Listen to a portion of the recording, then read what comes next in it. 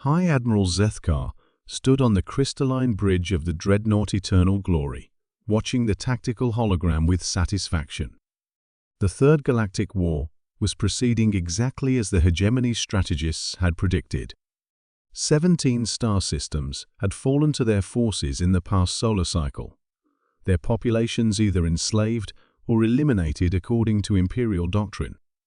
Admiral Communications Officer Veldar reported, "The human colony of New Geneva has transmitted their surrender. They're requesting terms." Zethkar's 4 eyes gleamed with contempt. Humans, such a primitive species. They had only achieved faster-than-light travel 3 centuries ago, barely qualifying as a spacefaring civilization. Their small cluster of 12 colony worlds posed no threat to the hegemony's 1,000-system empire. "There are no terms," he declared, his mandibles clicking in amusement. Execute Protocol 7. Complete sterilization. The bridge crew exchanged glances. Protocol 7 was reserved for species deemed genetically inferior total planetary bombardment, followed by atmospheric poisoning to ensure nothing could ever grow again. "Sir," Weapons Officer Creelmoth hesitated. "The humans have made no aggressive moves against the Empire. Perhaps standard occupation protocols." "The humans are a contamination," Zethkar cut him off. "Their chaotic nature, their unpredictable emotions, they represent everything the hegemony stands against. We bring order to the galaxy by removing disorder at its source." The bombardment of New Geneva began at 1400 Imperial Standard Time. Plasma lances carved through the planet's crust, while fusion warheads turned cities to glass. Within 6 hours, a world that had housed 12 million humans was nothing but a radioactive wasteland. Zethkar watched the destruction with cold satisfaction. "Mark this system as purged. Set course for the human homeworld Earth. We'll end this pathetic species once and for all." But as the hegemony fleet prepared to depart, something unprecedented happened. Every communication array in the sector suddenly activated, broadcasting on frequencies that shouldn't have existed.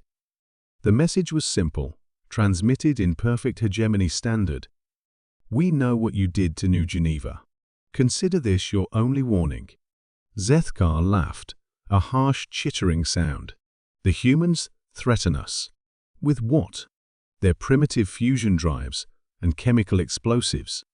3 days later, the hegemony learned the answer.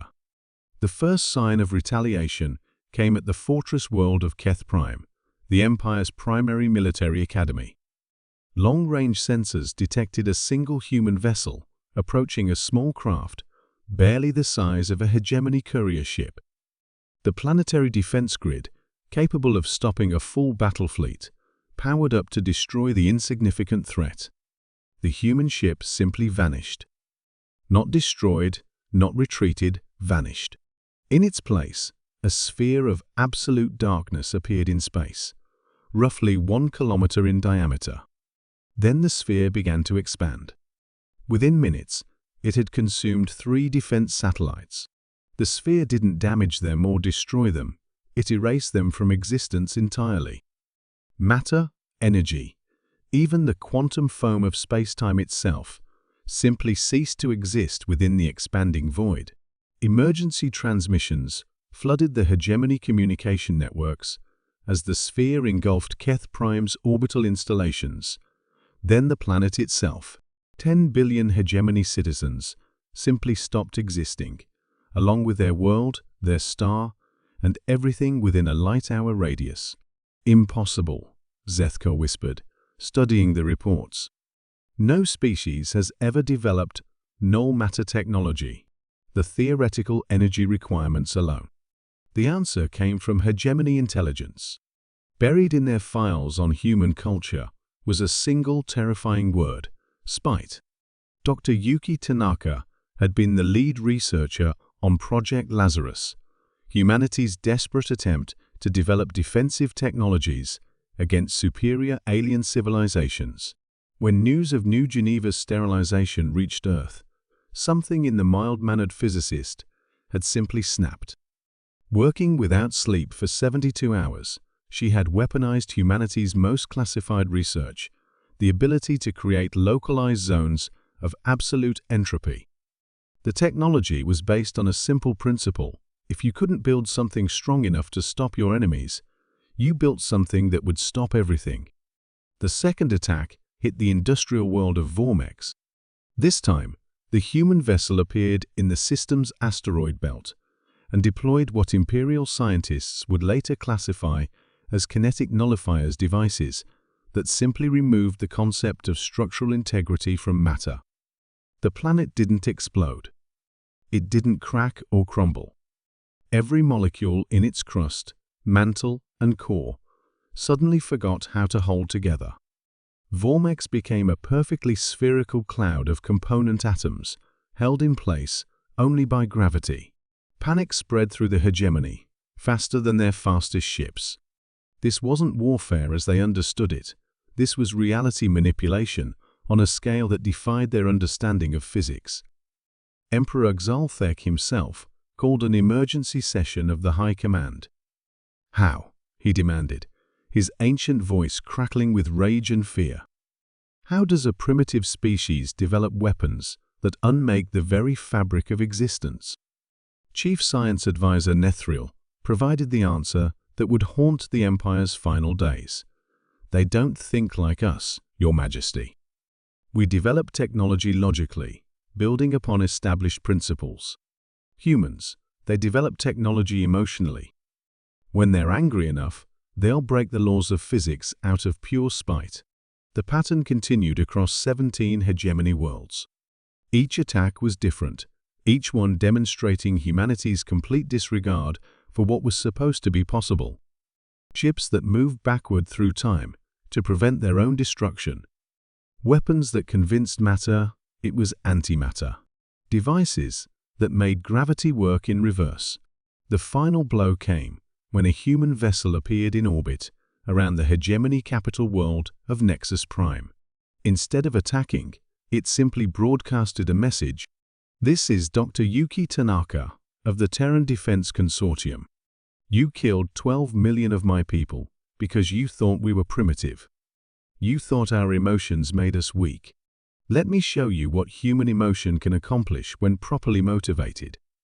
The device she deployed was perhaps the most horrifying of all humanity's spite-driven inventions. It didn't destroy Nexus Prime or erase it from existence. Instead, it made the planet experience time in reverse, but only for organic matter.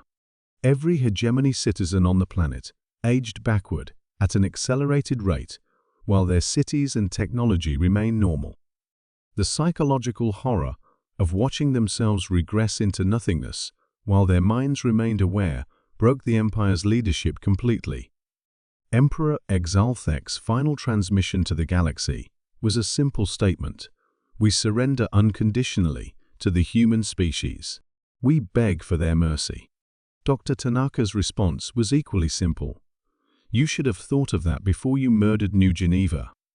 The mighty Star Empire that had ruled 1,000 worlds for 10,000 years collapsed in exactly 17 days.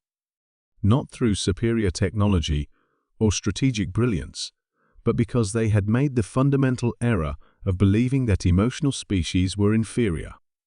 They had learned too late that there was nothing more dangerous in the universe than a human who had nothing left to lose and access to a physics laboratory. In the aftermath, as human ships moved through former hegemony space offering aid to the liberated worlds, xenobiologists across the galaxy updated their files on humanity with a single warning: extremely dangerous when provoked, capable of weaponizing spite itself. Approach with maximum caution and genuine respect. The Empire fell not because humanity was stronger, but because they had underestimated the terrifying creativity of a species that refused to accept that anything was impossible when they were angry enough. And humanity, for their part, made sure the galaxy never forgot what happened when you made the mistake of thinking humans were just another primitive species to be crushed. Some lessons, after all, needed to be permanent.